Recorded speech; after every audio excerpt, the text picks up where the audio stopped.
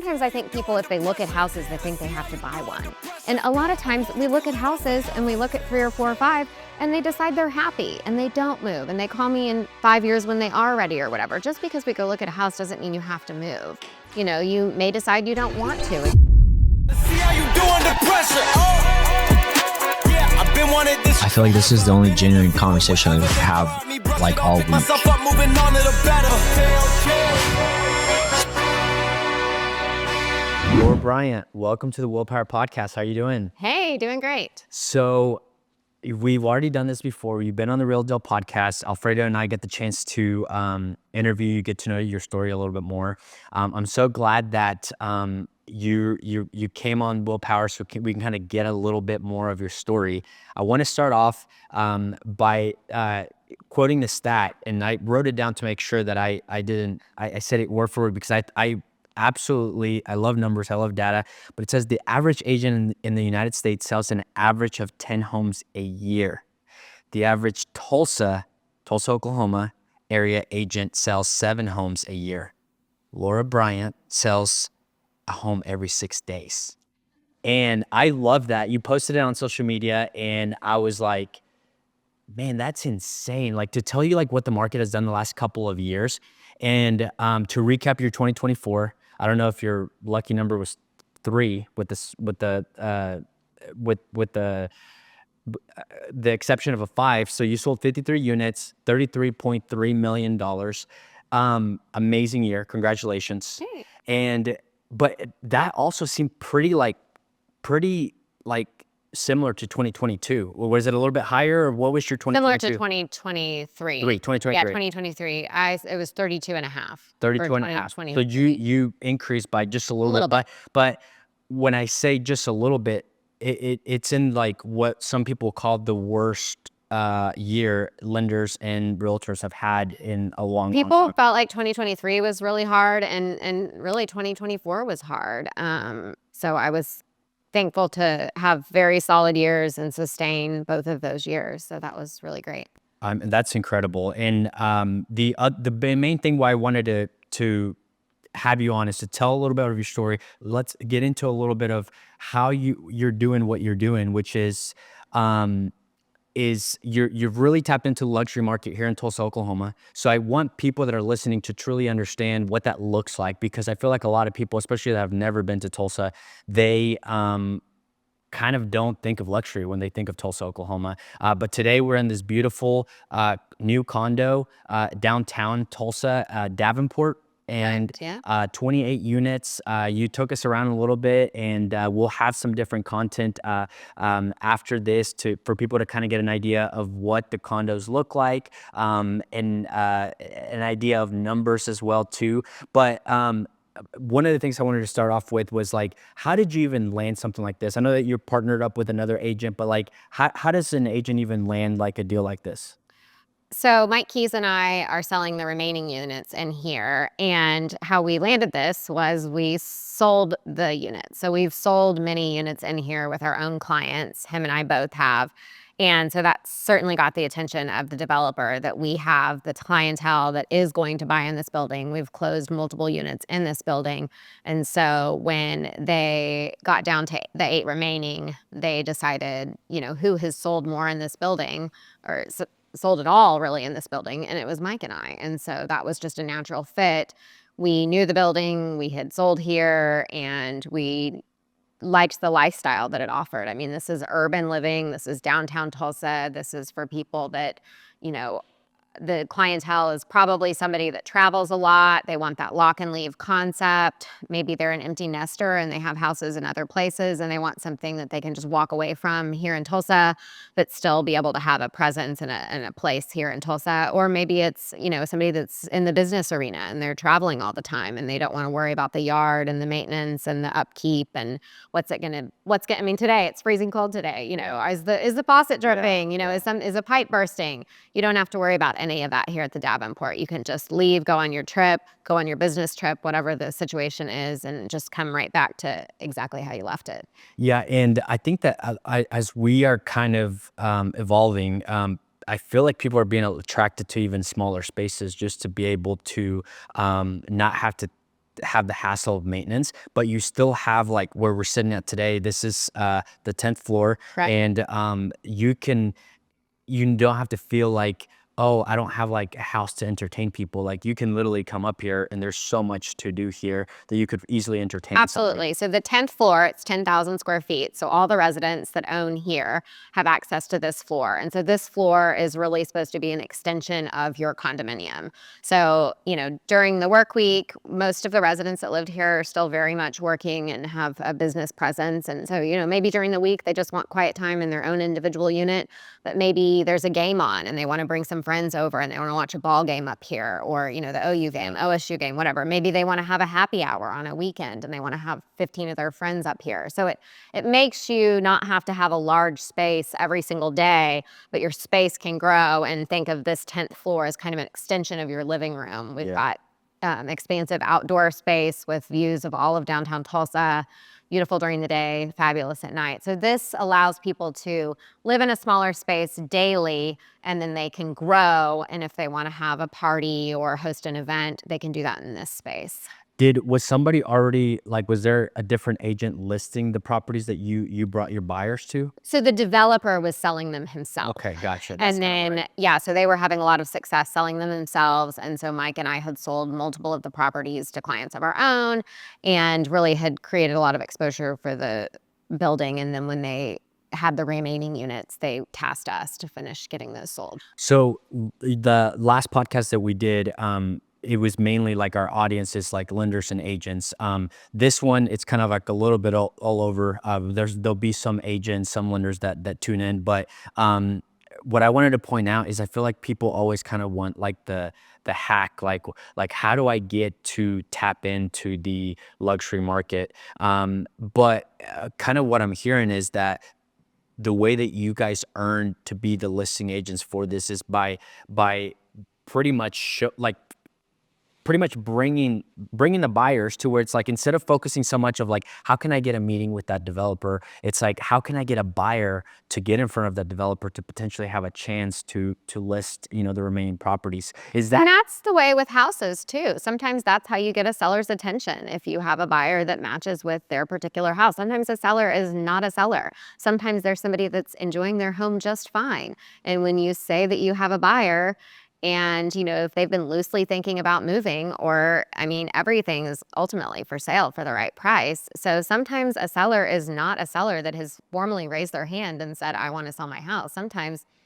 it's you have a buyer and it'll work perfectly with a client's house that you sold years ago. And, you don't know that client's maybe moving, and maybe they aren't, but you can reach out to them and say, I've got this client and it might be just perfect for your house. And, they might say, no, we're not selling, but they might say, well, for the right number, we could move. How often are you doing that? And is it just for the properties that you've sold in the past, or is it for like, maybe, I know you're involved in a lot of different things with your daughter's school, with running, stuff like that, to where you've been to people's houses to where you just pick up the phone and say, hey, I know you're probably not thinking about selling, but like, how often out of 50 homes, how many do you think you're, and I guess that out of 50 It's homes. just kind of keeping that mental note of people's houses and keeping them kind of all in a mental index so that you can kind of move those chess pieces around and figure out how maybe somebody becomes a seller, or maybe, sometimes it's a simple conversation. I had one buyer sometimes, and I was over at her house. She was a friend, and she was just complaining about how old the house was, and her husband was working on maintenance items every single weekend, and they never could hang out as a family, and the kitchen was old and the house was old, and she had bought it 2 years previously, not from me. I wasn't her realtor at the time, and I said, you can move. And it was just like that, me allowing her. She thought she'd only lived there 2 years. She had to stay there. It was like she felt like she had to stay there for a certain amount of time. Thankfully, she had bought in like 2020, so the house had appreciated significantly. And it was just like, there's no rule. You don't have to stay in your home. If you're not happy, her and her husband could easily afford a different house. They bought a practically brand new house. Her husband is back. He's not working on honey-do lists all weekend because the house is new, and they get to enjoy that newer house, but it was just that conversation of like, in her kitchen, I was just over there for coffee, hanging out as a friend. And I was like, you can move. Yeah. And it literally was just somebody allowing her that grace. Like, you bought the wrong house. That's okay. people buy the wrong houses all the time. It's like you're not stuck, and they were able to sell the house for more than they bought it for and get out, and the terms were great. And so she wasn't a seller at that time, but she became one. Well, not only the grace, but also the knowledge, right? I mean, you deal with a lot of people that are making a good amount of money, but they're experts in their field. They don't really know the real estate world to where they truly, some of them might not, they might think like, I have to live here for at least 5 years because that's how long I lived in my last house, or 10 years. It's like they put that time constraint on themselves. And if you can make money and sell your house for more than you bought it for, allow yourself to do that. And sometimes you aren't making a lot of money. It's just you're putting your family in a position that allows you to be happier. Yeah. And so that's hard to put a price tag on it. So, sometimes people aren't selling their house for tons more than they bought it necessarily, but maybe they're getting into the school district that is closer to their job. And so they're not in the car all day long. And the amount of stress that reduces on their family life and the ability to have dinners together because they're not driving, 30 minutes to get their kid to practice or whatever the case is. So sometimes it's hard to put a monetary value on things like that. Yeah, and one of my favorite ways to take steps towards your dream home is people that are buying a house right now that have never purchased before is making some sacrifices to be able to just get into home ownership, and then you're there 3, 4, 5, 10 years, whatever. What most people do is they roll all the equity to the next house, and then they do that again. To my point, if somebody doesn't even sell for that much more than they purchased for, a lot of times people forget, like, oh wow, I did 20% down. That money is, And they weren't paying all that money in rent or whatever, which is just going in the trash can. 100%. So, but absolutely that. And sometimes I think people, if they look at houses, they think they have to buy one. And a lot of times we look at houses and we look at 3 or 4 or 5 and they decide they're happy and they don't move. And they call me in 5 years when they are ready or whatever. Just because we go look at a house doesn't mean you have to move. You may decide you don't want to, and you may decide you want to remodel your house or do something different. That's fine. I'll be here. Call me down the line. Just because we go look at a few houses doesn't mean you have to buy one. But sometimes looking at a few houses makes you realize, I am in the wrong house. Like it does feel right. We need to move. We need to pivot. Like and life changes. I think people get so focused on when they're looking at houses, they're like, they have to check every single list on their, priority list because they think they're going to be in that house for 10 years or 15 years or whatever. And they might be, and that's just fine. But the truth is, like you said, sometimes the houses are stepping stones. And like, you don't have to buy the house you're going to be in for 15 years, like your dream house that has every single feature. Maybe you buy a house that is a lot less expensive, checks a lot of the boxes, but you're more fluid. And if you decide you want to move in 3 or 4 years, you can. You've made the equity and you can buy that dream house. I think some buyers feel like they have to buy that dream house out of the gate. And it's like, if you can find a house for 700,000 that you like, why would you pay 1.3? Yeah. Live here, see how this feels. You're going to be appreciating and building equity, and then, hold out for that dream house. Before we got started, we were talking about, I just did a webinar on the 2025 forecast, and it was 4.1% estimated for 2025 on a single family home. So $500,000 home, you're looking at over $20,000 a year. So people forget that, and they don't, especially after you purchase the home, or even if you're like not even thinking that you can buy a home, people don't know that, and it's our job to educate those people. So I always like to remind people, especially here where we live, which one of the biggest things that we are blessed with is that homeownership is within reach for a lot more people than any other state. And I'll have, I currently actually am closing a deal on Friday. They bought a $530,000 home out in Collinsville, so they have a little bit of land and stuff, and they are, I think, like 27 husband and wife, and they're like, this is our dream home, like forever home. And I always say, hey, do you know what the average person, how many homes the average person has in the average American? They're like 3. And I said 7. I don't know if you knew that. Yeah. That's 7. I was also shocked by the average age of the buyers, how much it's increased. So, You know, that's millennium. I think in Tulsa we have younger buyers, and that's Oh, great, 100%. and one of the benefits of Tulsa. But you know, people in their 20s are not buying something in New York City or whatever. no, So not at all. the average age of the buyers has gone up so much. I think we're a little bit more insulated here in Tulsa. But Yeah. and to your point, to be able to move up, sometimes you have to buy. So sometimes you're buying a starter home that's, you know, less expensive than you ideally wanted or smaller than you wanted or doesn't have all the features, but that will be the catalyst to grow and get equity to then buy the bigger house. Yeah. You know, 100%. So you, I don't know if, do you know who Ed Milet is? I don't. Okay, so it's a guy that I love listening to his podcast and his books and stuff. He has a book that's called The Power of One More. And that I just thought of that because of you sold 53 homes, 52 weeks in the year. So you just did one more just for like, if I love it. But so you're closing a home every 6 days. How do you balance that with like family, with your daughter, with your husband, with your hobbies? You're a runner. You're going to be doing your what number of marathon will this be? Oh gosh, I don't know what total number. I think it's the 9th or 10th time I've done the Houston Marathon. That's the one I'm about to do. And how many marathons overall?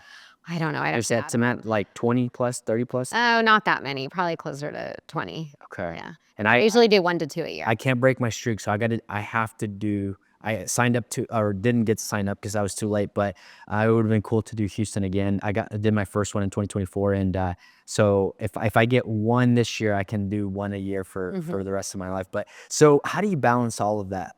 It's a lot of juggling, and it's a lot of, I mean, I think that this job is a lot about being very efficient. It's about just constant juggling. It's just you're doing something, but you're thinking about multiple things at once. It's, you know, Are you explaining my life or? having good people surrounding you, you know? So like I have a lot of, you know, support at home and, you know, hire people that help me do other things that, you know, can kind of make it so I can focus on working and things like that. I start early. I get up really early. I have to do my exercising, you know, before the sun comes up so I can fit it all in. It's just a lot of juggling and a lot of, you know, kind of keeping the balls in the air. And that's what I love. This job is not for everybody, but How many hours a week are you working, do you think? I work 7 days a week. I don't know how you would quantify. I mean, my phone starts ringing pretty often when I'm at the gym, you know, and texting. People are texting me. I usually stop taking calls or working. If I'm not actively working on a deal or something, you know, I kind of shut it down around 9 or so at night. So like 60 would. But I mean, with my family a lot too. I mean, so, but I think when you spread it out over 7 days, I mean, you know, but not everybody wants that. No, I mean, not you know, I like working a little bit every single day. You know, I've done the 8 to 5 thing before where you didn't work on the weekends as well. So, And I don't know if I mentioned this last time on the other podcast we did, but so the first time I ever met you, I believe it was my first year in the business, maybe the second. I can't remember if it was 18 or 19. And you were the first. Still to this day, I've done over 800 deals since then. And any closing that I've been to, you're still the only agent that right when I came in, I remember you were just working on your laptop. You're just like there for your buyers, but you're just working. And then right before we started, like you're literally working in between everything. So I say that because people look at somebody like you, especially that like, hey, you killed it in 23, you killed it in 24, and even before then. But I'm talking about like tough years, and it's like, well, you know, must be nice for her, but they don't see like truly the hard work that goes into like putting numbers like that. yeah, it is a lot of work. I'm not gonna lie there. I mean, I have somebody that helps me with the paperwork, but I mean, it's me doing the work day in and day out. It is a lot of work. Yeah. So let me ask you this. I talked a little bit about at the beginning, and I said some people think of Tulsa, Oklahoma, and they never been here. They're just like, you know, I have no idea what. I mean, I went to a mastermind a couple of years ago, and people are like, "Is there teepees there?" Like they were joking, but they were kind of like, "I've never been there, so what's there?" Right? We don't even have we have Thunder, Oklahoma City Thunder, but it's in Oklahoma City. Yeah. Somebody that doesn't live here, has never been here. What would you describe luxury, because luxury is different in different states, right? Like if you buy a $1 million home in California, that's probably not going to be luxury. No, for sure. No. So talk to me I about think our luxury market has moved. I mean, you used to be able to get a pretty, over the top full amenity house, in the $700,000-800,000 range. I mean, I think even our luxury market in Tulsa has pivoted, 800 plus, $1 million. I think that, the cost of living has gone up everywhere, of course, but something that used to be a luxury house that was 750, that same house, is now 1.1 or 1.2 or whatever. So certainly have to spend more. But I think that people moving to Tulsa from other cities really find Tulsa as a very approachable, friendly city. I think it's a lot of families that want a different lifestyle for their family, being able to have a yard and a house, and it might not be the big house necessarily, but just the lifestyle that they can afford here in Tulsa and still be able to take vacations and do all the activities their family wants to do or whatever. So just things that maybe would be out of reach if they were spending all of their money on cost of living in a different city. what are the top 3 areas in Tulsa that either you sell or you see most luxury homes being sold? Areas in Tulsa area.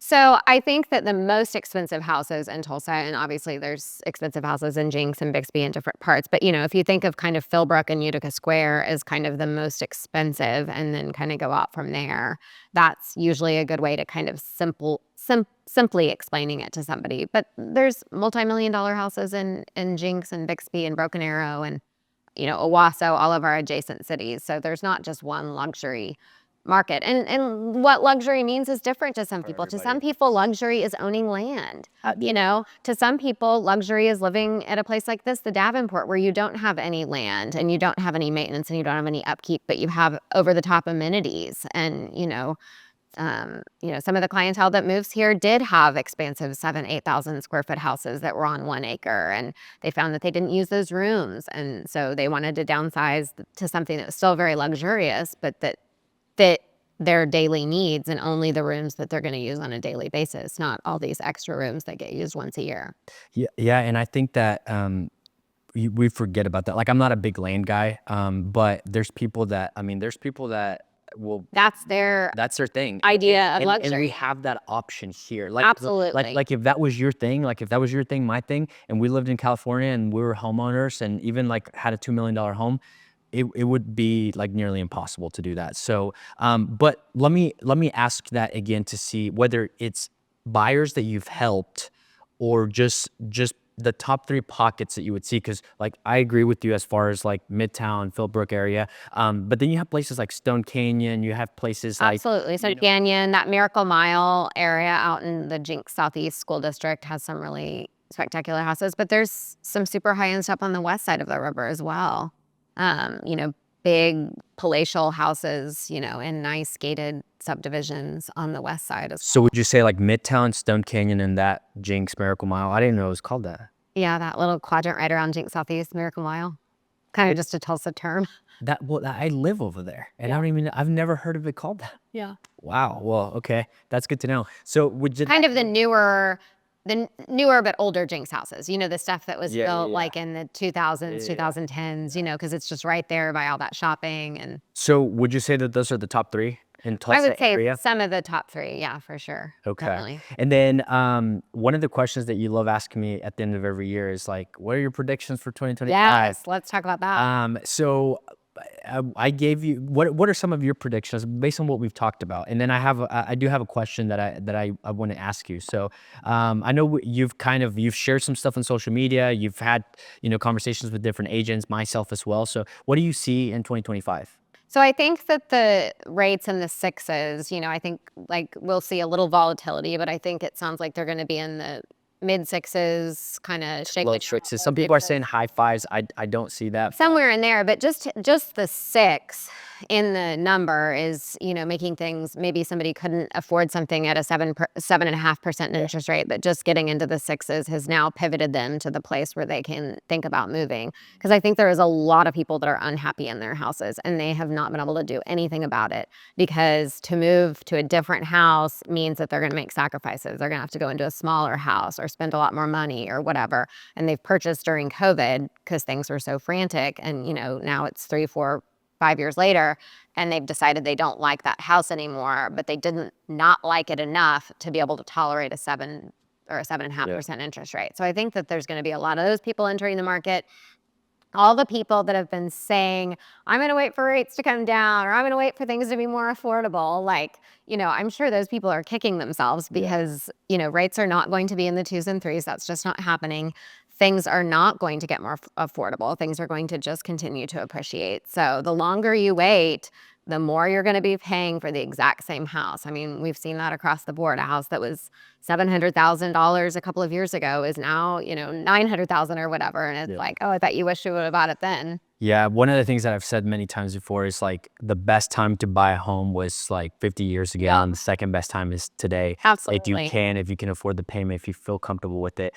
So one of the question that I was going to ask you kind of leads into what you were saying, is that people that are unhappy that they bought maybe in 2020 or before then, but weren't unhappy enough to make Into the move market. because of really Rates. payments. Payments.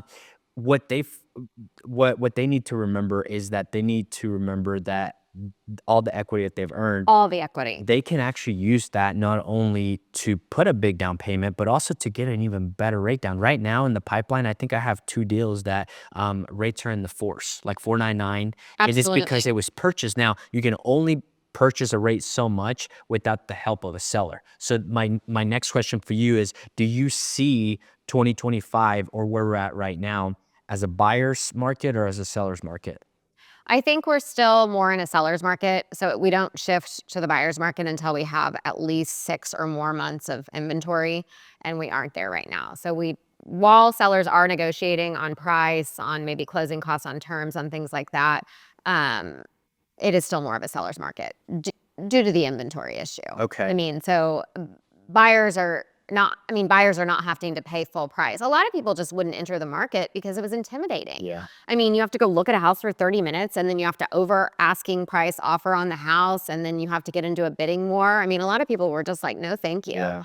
And I don't blame them, I mean, it was just so frenzied. So now you can negotiate, if the house has been on the market 24 hours, okay, you might have to pay full price for it. But if it's been on the market a week or two, buyers are negotiating and sellers are reciprocating. They want to sell their house. They're not going to give it away. But as long as the house is at fair market value, what the market will bear, it shouldn't linger on the market too long. If it's lingering on the market too long, it's probably a pricing issue. I think it's the average is like 30 days now. Is that correct? A little bit more in the 40s, but Oh, still, 40s. that's like 40, I think it's all relative. That's 1.5 months or whatever, which really is not a lot of time on the market. And that's across all the prices, of course. But, when houses were selling in 3 days, sellers are, why isn't my house sold? And I'm like, well, it's been 4 days. That's just That's not reality. that's reality. That's not what's going on right now. And sometimes the listings need to build a little bit of momentum. Yeah. And, so if a house sells in 30 or 40 days, that's good. I think for most people, it feels like a buyer's market because we're comparing it to something that was like just Unsustainable and not realistic. And yeah, like 2 and absolutely. 3%, even in the rates that we're talking about. Like, I don't think we'll see that in our lifetime. Like, it was just crazy. It was Like, crazy. but But those people have a lot of equity, and sometimes, I mean, I closed one this past year. That buyer tried to buy a house 2 or 3 years ago with me, and we looked at a few houses, and, they kept wanting to pull the trigger on one. And, I had to be the one that said, guys, these houses really aren't bettering you. Like, is 400 extra square feet really going to make your family feel like you're in a bigger home?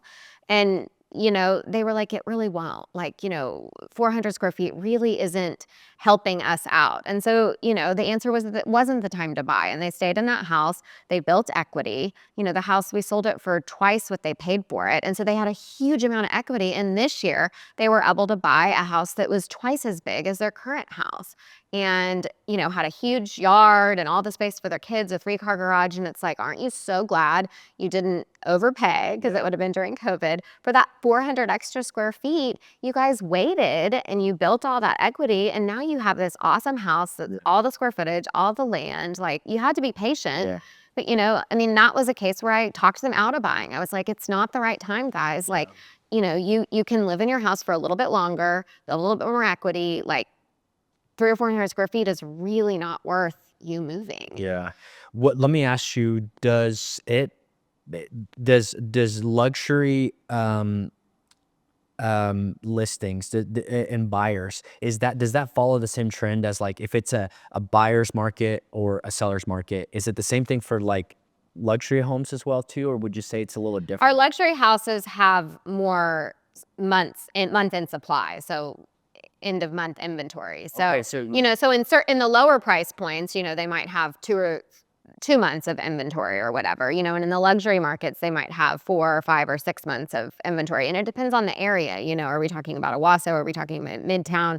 So certain areas, Midtown north of $1 million might have just, 4 or 5 months of inventory, whereas maybe Owasso over $1 million has, 6 months of inventory. I'm just throwing those numbers out, but, like, so it can be a little different for different pockets. So if you're, let's say, north of $1 million, you're maybe entering, let's say, a buyer's market, you have a lot more incentives. Depending on the area. Yeah. And I think people really in 2025 need to price their house appropriately. It is not what you want to get out of your house or how much you want to make, or you paid this and you need to get this. That is not how the market works. The market is the market, and the comps and the competition set the market. And so, sometimes I sit down and they're like, we need to get 600. And I'm like, then your house just isn't going to sell. And I'm going to be asking you for a price reduction in 30 days when it's been sitting on the market. Yeah. Like, it is so critical to price the houses appropriately. I think during COVID, people were just like, putting these silly numbers on houses, and people at that time were paying for it. That is not what is going on. You do not want to overprice your house. You want to price it appropriately. If it's sitting on the market for months and months and months, something's wrong with it. And usually that something is the price. Yeah. And I think that even on the lower side of things, even though it's a seller's market, like, you're still seeing sellers that are willing to give either a reduction or Negotiating. seller. Yeah. And I think I think we'll see some multiple offers. We saw that through 2024 in certain price points in certain houses. I mean, certain houses are just hot and people want them, and, you might have 3 or 4 buyers.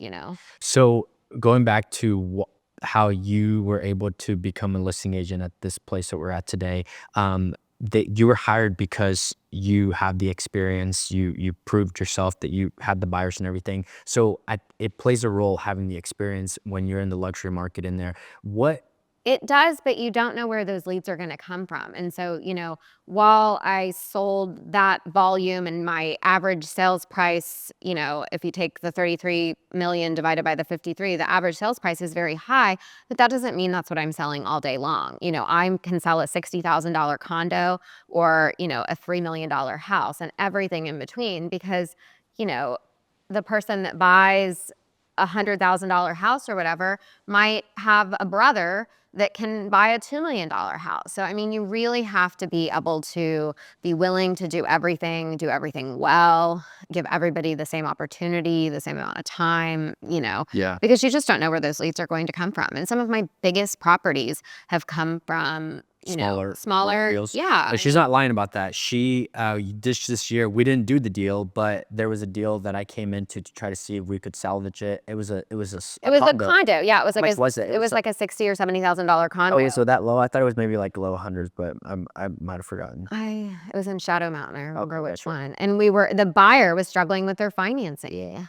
Yeah. And we were trying to get creative and come up with a way to save the deal. Yeah. And funny enough, I'm not even making this up, but yesterday somebody brought that, like, we were talking about a different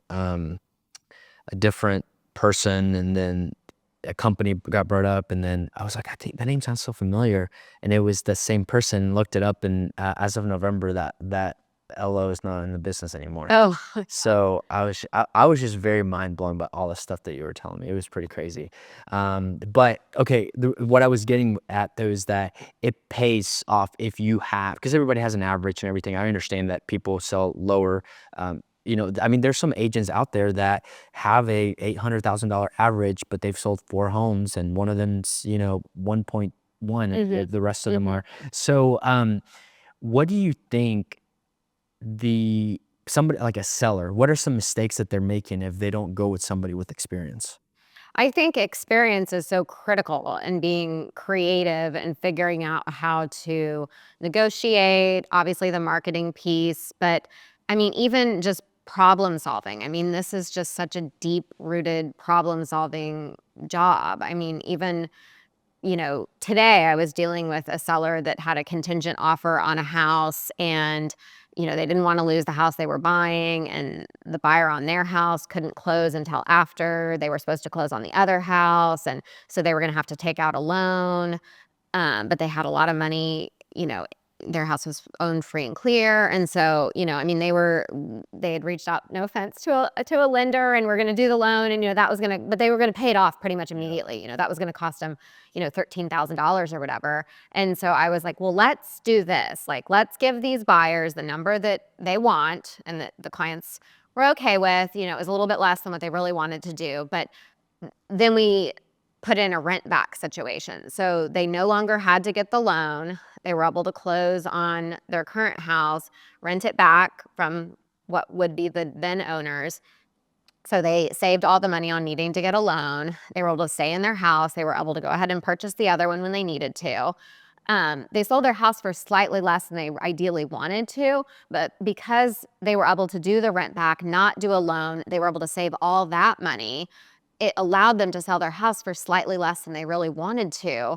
The convenience of all of that, which how do you put a number on something like that? So it's just about being really creative. And that was a number that was, say, 5,000 less than they really wanted to take. Yeah. But when you're saving $13,000 and not having to do a loan, okay, yeah, we can take that number for our house all of a sudden because all this makes sense all of a sudden. So I mean, it's just a lot of like creativity, problem solving, helping to move the pieces, ultimately getting people what they want. Yeah. And they're thrilled with the situation. What are some basic ones that you see? Like, I mean, I was just in a meeting on Monday or last Friday, excuse me, and they were showing a property that was listed last year. Like, it was like a recap. It was 1.1 maybe $1 million, and the agent took pictures with her phone. Yeah. So give me some basic ones. Like, if I'm a seller, like, what are some like red flags that maybe the agent, and let's say I have a luxury home that I'm selling. What are some red flags that like that maybe I might have not picked the right agent?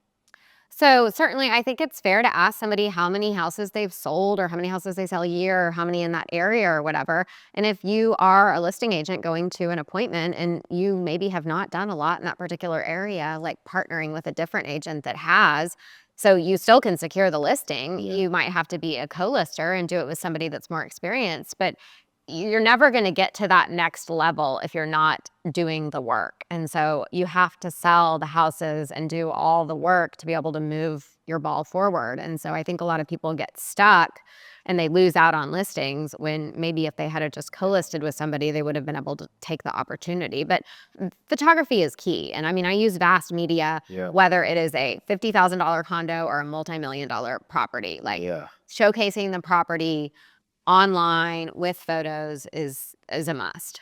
Yeah. It's kind of just shocking to me whenever somebody has a especially such a big listing, and they're just trying to save money, but at the end of the day it ends up costing more because of the amount of time that the listing might stay out there, right? Absolutely. And being honest with people. A lot of my sellers after the fact, they're like, Laura was so bossy, or, she told us we had to do all these things. I mean, you got the they're house, yeah, got it sold, sold, yeah. yeah, but they're like, oh man, she just came in and said we had to do this, this, and this. And it's like, nobody ever has to do something, but it's like, you can either price it here and do nothing, or you can price it here and you can spend a little money on carpet or paint or whatever the things are, staging a house, stuff like that. And sometimes the whole presentation, Yeah. allows it to sell faster, and then they're not having to make all those mortgage payments and carry costs and things like that. So sometimes you have to pay to play a little bit. Where do you see the Tulsa luxury going? Like downtown, even whenever, like, let's go back to 2018, it wasn't what it is right now. Even like if you would have told me that we would be sitting in a luxury condo the way we are right now in the next 2025 still sounds so futuristic to me. Downtown, so I'm in, 40 plus. Downtown used to be very segmented, and it is a little segmented still, but there's fun pockets. There's different districts, and, they're pumping so much money into Tulsa, and then, hotels down here. There's, nice rental options down here. So just a younger group of professionals is living downtown, but just the nightlife, the BOK, having the soccer field, the baseball field, people are, working and playing and enjoying life from, working hours to way into the evenings. And so downtown has just got a different vibe. It's fun, it's hip, it's trendy, it feels like a big city.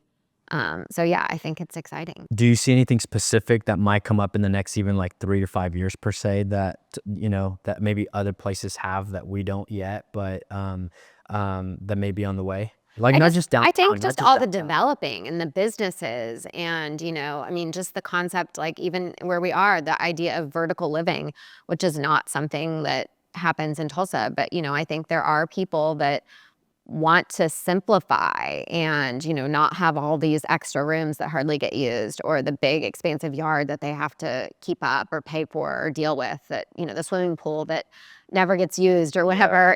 So I think just simplifying and being more intentional about the space is the concept here, that people are really grabbing onto, because then it allows them to travel and live life and do all the things and not be kind of constantly maintaining their house. Yeah. So thank you so much for coming on. I appreciate you.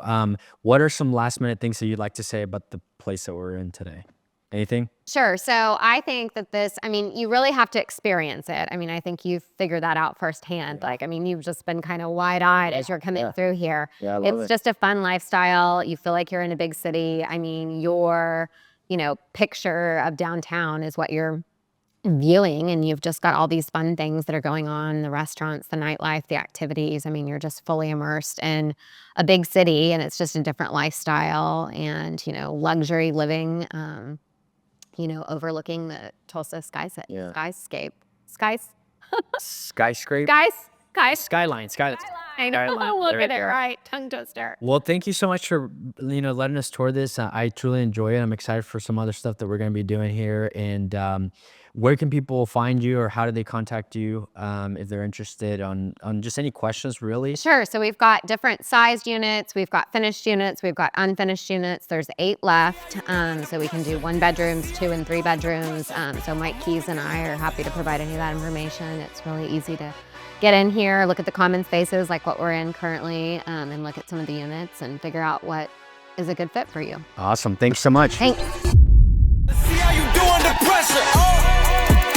Yeah, I've been wanting this. I feel like this is the only genuine conversation I have like all week. Myself up, moving on to the better.